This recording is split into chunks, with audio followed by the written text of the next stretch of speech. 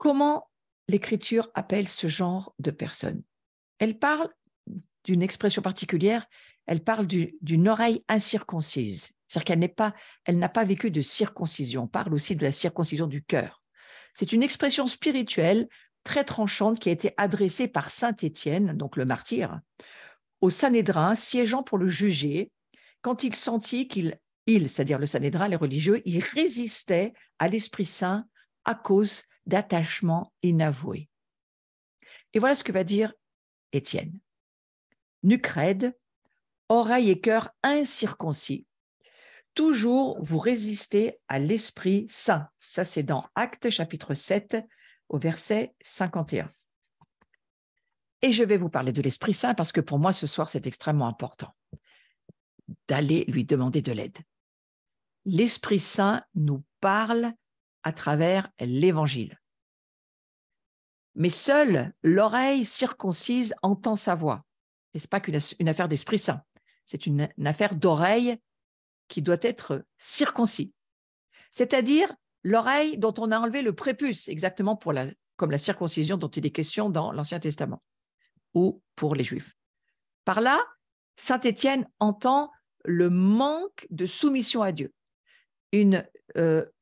Une oreille qui n'est pas circoncis, c'est une oreille qui n'est pas soumise à Dieu. Donc, un cœur qui n'est pas soumis à Dieu, le fait que notre cœur est trop éloigné de Dieu pour entendre sa voix. En fait, c'est celui dont l'oreille n'écoute pas l'Esprit Saint. Il n'est pas influencé par lui, ne répond pas à son appel parce qu'il est résolument insoumis à lui.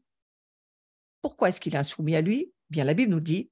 Donc, si on ne sait pas, mais on peut être sujet à ce genre de choses, écoutons la Bible et pas toutes nos auto-justifications, mais écoutons plutôt ce que Dieu nous dit parce que lui, il est la vérité et que la parole de Dieu est la vérité, donc il nous faut l'écouter. Eh bien, la Bible nous dit c'est parce qu'il le craint, le Saint-Esprit. Parce qu'il craint, celui qui n'écoute pas le Saint-Esprit, il craint que l'Esprit Saint ne lui demande d'abandonner des choses, des attitudes, des principes, des relations auxquelles il trouve profit ou plaisir et qui ont beaucoup d'importance pour lui. Les abandonner serait une perte à laquelle il n'est pas prêt à consentir. Et de même, il craint que l'Esprit Saint ne lui demande d'agir contre lui-même ou même contre le monde, parce qu'au fond, il se chérit lui-même, mais surtout, le monde fait ses délices. Visiblement, il faut laisser cette parole se mettre en miroir devant nous et la laisser nous corriger. Est-ce qu'il y a en moi des zones où je suis trop attachée à ce monde, pour lequel il faut que j'apprenne à me détacher petit à petit, ou j'aime trop les affaires de ce monde, ou je ne suis pas prêt à me soumettre à quelque chose que Dieu me demande parce que, tout simplement, je n'ai pas envie d'abandonner, j'y tiens, ça fait partie de ce que j'ai envie de garder pour moi-même. Posons-nous la question.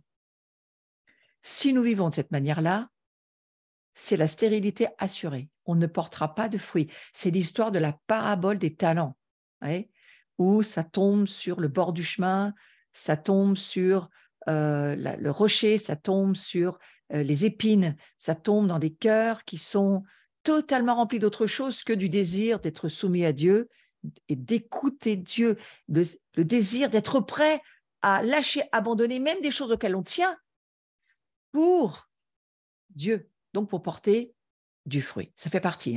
Celui dont les oreilles sont incirconcises, oui, c'est le cœur et les oreilles. Les oreilles sont incirconcises, je vous le rappelle, n'a pas tranché le prépuce de son moi et ne veut pas non plus trancher le prépuce de ce monde, du monde, ni de son cœur, ni de ses oreilles.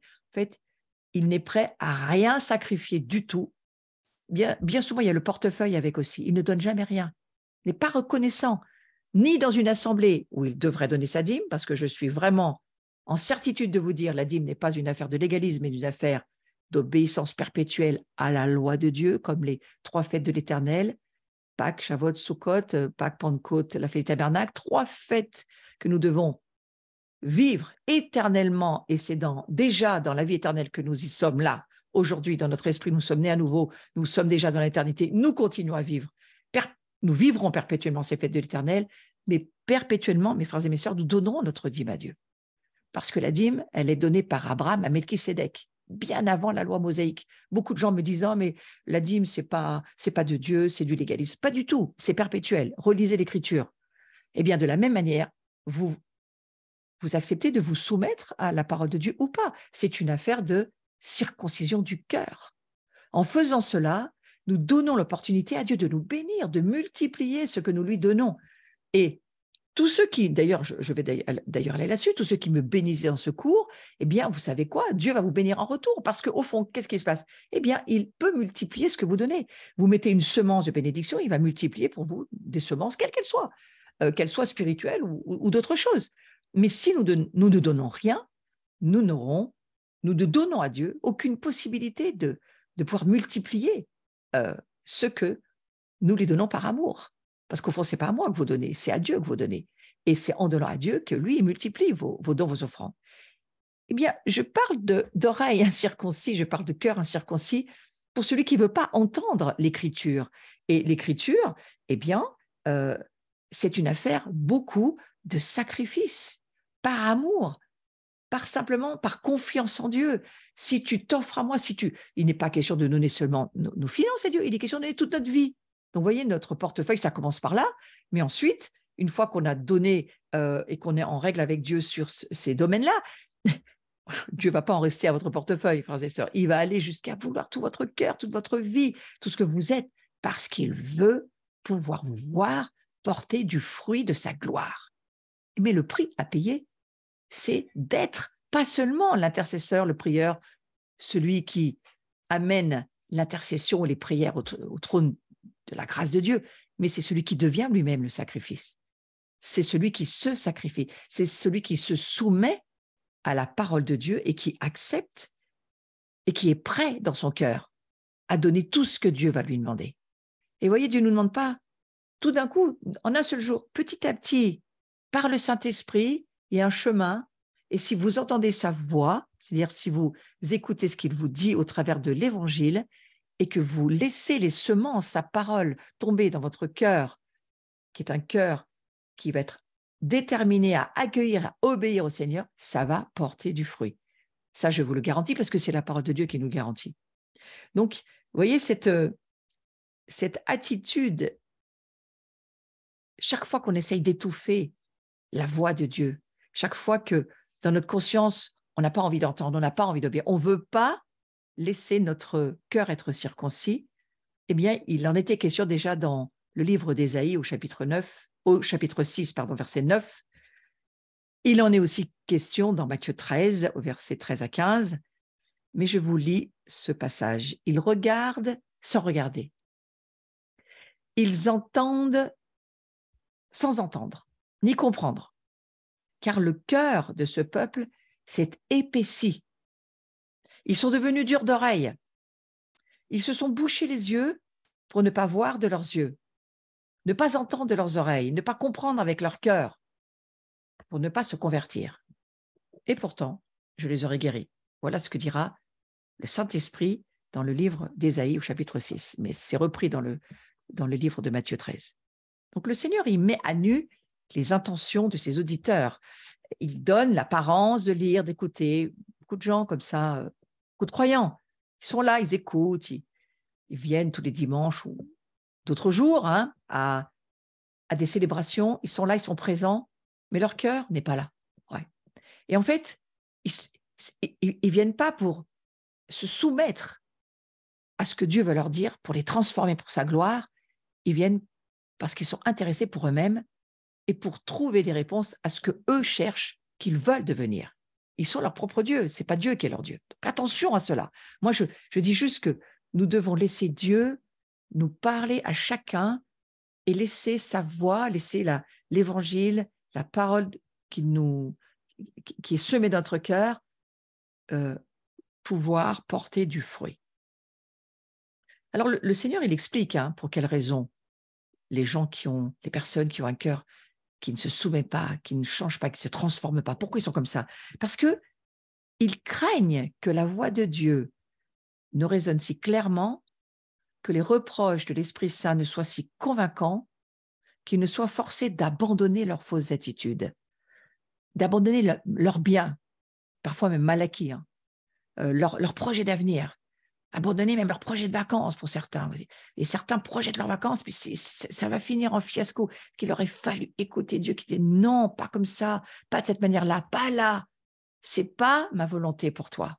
Et dans beaucoup de domaines aujourd'hui, beaucoup de domaines, il y a urgence vitale d'écouter la voix de Dieu, d'entendre la voix de Dieu et de laisser la parole de Dieu être plantée dans un cœur, soumis, déterminé à obéir, pour que nous puissions porter du fruit, parce qu'il y a urgence à porter du fruit pour le Seigneur aujourd'hui, là où nous en sommes, pour la moisson qui vient, et surtout pour les temps dans lesquels nous sommes, qui sont des temps extrêmement difficiles, où on a besoin du fondement de la parole de Dieu pour pouvoir traverser et pour pouvoir porter les fruits que le Seigneur attend que nous lui amenions pour lui, pour sa gloire. Et pour certains, c'est comme si beaucoup d'entre eux, ils ne refusent pas de lire ou d'écouter l'Écriture. Mais quand ils arrivent à certains passages, à certains versets, certains commandements, ça les trouble. Oh, mais moi, mon église, elle ne croit pas à ça. Moi, ce n'est pas une doctrine que je suis. Nous, on n'écoute pas ces choses-là. Ce n'est pas pour nous. Mais si c'est dans l'Écriture, c'est par le Saint-Esprit, c'est la parole de Dieu qui juge nos vies. Ce n'est pas nous, ni l'Église à laquelle nous appartenons, qui juge l'Écriture. C'est l'Écriture qui nous juge. Juger en termes de corriger, en termes de nous édifier, de nous transformer, de faire que nous laissions, par la puissance du Saint-Esprit, la parole de Dieu, nous changer. C'est de cela dont il est question. Et c'est là, je crois, à cette attitude face à la parole de Dieu, que se démasque l'oreille incirconcise. Parce que la voix de Dieu trouble ces personnes. L'Évangile les trouble. Et ces personnes, elles vont éviter les passages gênants, les passages qu'elles n'ont même pas envie de laisser être mises en face à face, histoire au moins de les avoir entendues. Ouais. Quand je vous dis qu'aujourd'hui, les ressources arrivent si nous obéissons à la parole de Dieu, si nous donnons à Dieu ce que nous avons à donner, ce que dit l'Écriture concernant les dons, les offrandes, les dîmes, la façon dont le royaume de Dieu fonctionne. Beaucoup de personnes disent « Non, moi ça, j'y crois pas ». Frères et mes sœurs, sachez que les temps qui arrivent, les ressources viennent des cieux et sont multipliées par Dieu. Si nous ne donnons pas ce que nous devons donner à Dieu, Dieu ne peut pas multiplier. La parole de Dieu va même dire à celui qui donne peu, il récolte peu, à celui qui n'a pas et qui ne donne pas, on retire même ce qu'il a. Donc vous l'aurez au moins entendu une fois dans votre vie. Mais je crois que cette année de ressources, c'est une année où nous devons donner encore plus que d'habitude parce que les ressources arrivent et parce que la parole de Dieu ne ment pas et qu'elle doit nous corriger et nous permettre d'être transformés pour pouvoir être à la ressemblance de Christ. Qu'est-ce qu'a fait Christ? Non seulement il a payé ses impôts comme tout le monde, non seulement il allait dans les synagogues, mais lui, il a carrément offert toute sa vie pour nous. Donc, voilà le modèle que nous avons à suivre. Je crois que ce modèle, il est tout à fait excellent. Souvenez-vous que l'apôtre Paul nous dira, il écrit très clairement dans le livre des Galates, « Fou de Galates, qui vous a ensorcelé, que vous n'obéissiez à la vérité ». Donc, il y a besoin pour nous d'obéir à la vérité et de laisser ce Christ qui est en nous. Qu'est-ce que ça veut dire Christ en nous? Christ qui demeure en moi. La parole de Dieu, l'évangile de Dieu, la parole qui s'appelle la Bible, doit s'écrire dans mon cœur et je dois recevoir cette parole, la laisser demeurer en moi, la laisser porter du fruit, la laisser être ensemencée, me corriger, me changer, me transformer. Christ en moi, c'est la parole de Dieu qui demeure en moi. Christ qui demeure en moi, c'est toute l'écriture qui demeure dans ma vie et qui, parce qu'elle tombe dans un cœur ouvert et ouvert à l'obéissance et à la pratique, eh bien, la transformation va pouvoir se faire. Donc, c'est dans ce contexte-là que je dis que la gloire nous transforme parce que la parole de Dieu est la vérité et qu'elle nous transforme.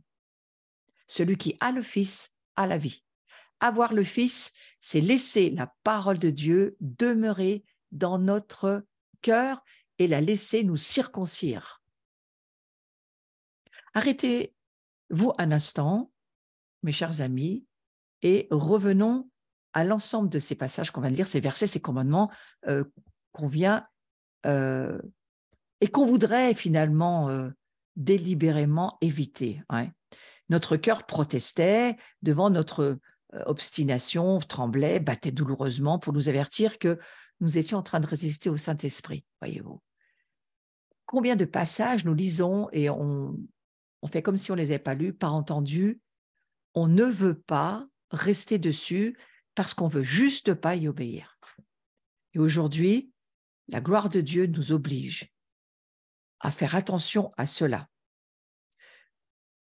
Ne pas laisser de protestation dans notre moi, ne pas laisser d'obstination, de résistance, ne pas laisser d'insoumission, de désobéissance qui vont nous mettre en péril, peut-être même pour certains d'entre vous en péril de nous, en péril de mort. Moi, je fais attention, le salaire du péché, c'est la mort. Attention, la mort spirituelle, certainement. Attention, parce que l'éloignement, quand on s'éloigne de ce que Dieu nous dit dans la saison où il nous le dit, ce refus d'attention coûte très cher. Il faut corriger nos attitudes. Il faut laisser notre cœur être circoncis. C'est un avertissement du Seigneur. On ne peut pas prêcher la gloire de Dieu et ne pas prêcher l'importance de l'ensemencement, le fait de ensemencer la parole de Dieu dans nos cœurs et de confronter nos cœurs à ce que l'Évangile nous dit. Ouais. Alors peut-être que c'est l'heure d'assaillir notre moi ce soir, de briser notre obstination, notre orgueil, de rompre avec les plaisirs ou même les peurs, de tout ce qui fait obstacle à cette parole de Dieu pour que nous puissions porter du fruit dans le fait que Christ demeure en nous et que nous pouvons voir cette circoncision se faire où les peurs s'en vont, où l'amertume s'en va, où la désobéissance nous quitte, où le rattachement à ce monde n'est plus là, de plus en plus, ça disparaît, on n'est pas intéressé vraiment, parce qu'on veut obéir à Dieu, on veut plaire à Dieu, on veut voir ce Christ en nous demeurer et porter du fruit encore et encore, pas du fruit de la mort, j'en ai beaucoup parlé de ces fruits de la mort ou des œuvres de la chair, Galates 5,19, relisez ces passages, j'en ai parlé dans les cours précédents, mais porter du fruit, c'est-à-dire de l'amour. Et aimer Dieu, c'est obéir à ses commandements, obéir à sa parole, nous soumettre à ce qu'il nous dit.